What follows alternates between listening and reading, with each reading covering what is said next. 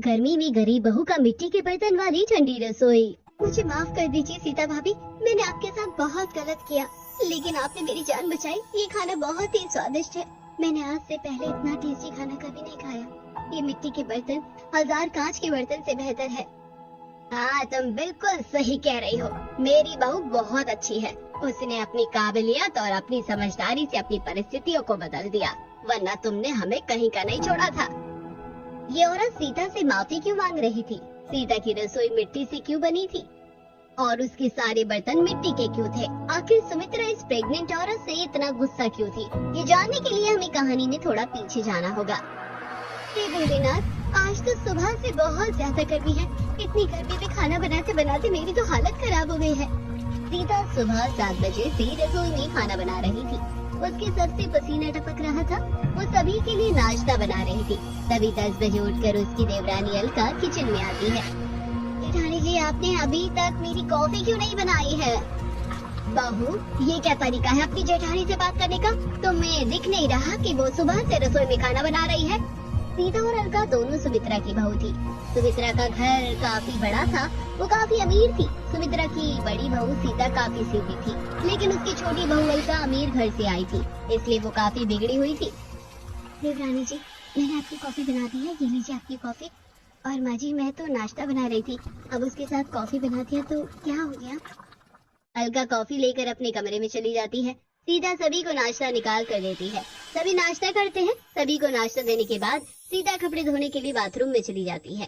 सीता कपड़े धो रही थी, तभी अलका डिजाइनर कपड़े पहने अपने हाथ में कुछ कपड़े लेकर बाथरूम में आती है। सीता भाभी, आप कपड़े धो रही हैं, एक काम कीजिए, मेरे भी ये कपड़े धो दीजिए, लेकिन मेरे कपड़े को हाथ से धोइएगा। कल ही मैंने अपने नेल्स करवाए हैं, वरना मैं खुद ही इन कपड़ों को धो लेती।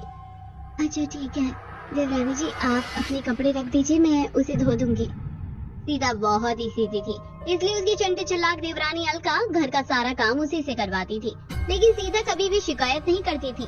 सुबह उठकर खाना बनाने और इतने सारे कपड़े धोने की वजह से सीता बहुत थक गई थी। इतनी गर्मी में इतना सारा काम करने की वजह से मेरी तबीयत खराब लग रही है। एक काम करती हूँ, देवरानी जी के रूम में जाकर थोड़ी देर एसी में बैठ जाती हूँ। सीता अलका के कमरे में एसी चलाकर बैठ जाती है। सीता को अपने कमरे में देखकर अलका गुस्सा हो जाती है।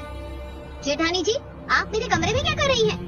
तो वो देवरानी जी, मुझे बहुत ज्यादा गर्मी लग रही थी, इसलिए मैं यहाँ आ गई। अगर आपको इतनी गर्मी लगती है तो अपने पति को एसी लाने के लिए क्यों नहीं कहती? ये एसी मैं अपने मायके से लाई हूँ, तो यहाँ हवा खाने की जरूरत नहीं है। अलका गुस्से में सीता को अपने रूम से निकाल देती है। सीता को अलका की हरकत बहुत बुरी लगती है, लेकिन वो किसी से कुछ नहीं कहती।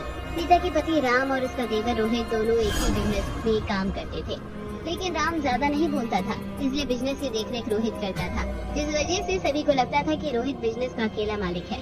रोहित काम से घर आता है। पता है रोहित, आज जेठानी जी मेरे कमरे में आकर बैठी थी, बोल रही थी कि ये एसी मेरा नहीं उनका भी है, क्योंकि उनके बच्चे तुम्हारे साथ काम करते हैं, और साथ में वो बोल रही थी कि हमारा बिजनेस राम भैया की वजह से चलता है। रोहित तो अभी बच्चा है। क्या भाभी ने ऐसा कहा? वो ऐसा कैसे कह सकते हैं, जबकि बिजनेस का सारा काम तो मैं ही करता हूँ। राम भैया तो सिर्फ पेपर वर्क करते हैं, जबकि लोगों से मीटिंग डील्स तो मैं ही करता हूँ। इस तरह झूठ बोलकर अलका रोहित के हमेशा कान भरती रहती थी। अलका हमेशा कोशिश करती कि वो सबके सामने सीता को बुरी बना दे, लेकिन सीता की अच्छाई के सामने वो हमेशा फेल हो जाती थी। ऐसे ही दिन गुजरते हैं। एक दिन पिंकी फ्रिज से ठंडे पानी का बोतल निकालकर पानी पीने जा रही थी, तो अलका उसका हाथ पकड़ लेती है। देवरानी जी, ये आप क्या कर रही हैं? आप पिंकी को पानी क्यों नहीं पीने दे रही? ये फ्रिज मेरा है, मैं इसका ठंडा पानी पीने के लिए नहीं दूंगी। देवरानी जी, आप मेरी बच्ची के साथ ऐसा कर रही हैं, ऐसा कोई करता है क्या? आप किसी प्यासे को पानी पीने से कैसे रोक सकती हैं? ये मेरा फ्रिज है, यहाँ मेरी मर्जी चलेगी। माँ जी, मैं ये सब और बर्दाश्त नहीं कर सकती, बहुत हो गया। पहले तो जेठानी जी मेरी चीजों को हाथ लगाती है, और उन्हें कुछ बोलो तो मुझे ही बुरा बोलने लगती है। मैं इस घर में अब और उनके साथ नहीं रह सकती। मैं रोहित के साथ ये घर छोड़कर चली जाऊंगी। नहीं देवरानी जी, आप घर छोड़कर क्यों जाएंगी? आपको मुझसे दिक्कत हो रही है ना, तो मैं चली जाती हूँ। सीता और अलका दोनों आपस में लड़ रही थी, तभी दोनों के पति घर आते हैं। सीता, ये सब क्या हो रहा है? तुम घर छोड़ के जाने की बात क्यों कर रही हो? रोहित देखो ना, आज फिर जेठानी जी ने मेरा फ्रिज इस्तेमाल किया, और जब मैंने उन्हें मना किया तो वो मुझसे लड़ रही है। भैया आप भाभी को समझते क्यों नहीं? वो हमेशा अलका की चीजों को क्यों इस्तेमाल करती हैं? देखिए उनकी वजह से मेरा घर खराब हो रहा है। रोहित, तुम अपनी भाभी से ऐसे कैसे बात कर सकते हो? मैं सही तो कह रहा हूँ भैया। भाभी जब देखो कहती है कि बिजनेस सिर्फ आप ही चलाते हैं, मैं कुछ नहीं करता हूँ, इसीलिए तो वो अलका की चीजों पर हद जमाती हैं, और ये तो गलत बात है ना। रोहित की बात